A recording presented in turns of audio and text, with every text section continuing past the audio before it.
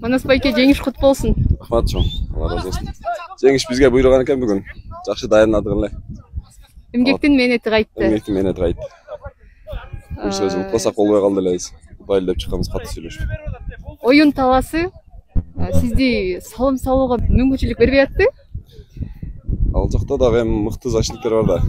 Эми алар да даярданып чыгат, салдырбайлы деп. Эми защитниктери жакшы иштеп атты. Мүмкүнчүлүк көп бербей атты. Өз негизи эле мага көп мүмкүнчүлүк бербейт оюнда. Тосуш. Кармаш керек, байлаш керек. Кармаш керек, байлаш керек деп. Манас байке, эки аргымак менен алмак салмак оюн талаасына чыгып аттыңыз. Өзүңүздүн атыңызды таба алдыңызбы? Анау берки Платинум деген ат менен өзү чыгып аткан, ал кичине путу тебеленип аксап калды. Анан ошону көп аяп, башка атты айбым чыгып аттым.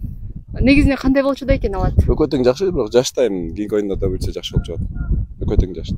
Биринчи оюн экөө тең. Бияка чыгып ойногон. Салыштырмалуу жакшы. Жакшы, биринчи оюнда жакшы.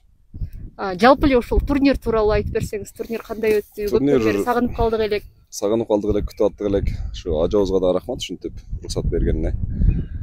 Эл канча карасаңар, канча эл көрүп сүйүнүп кетти.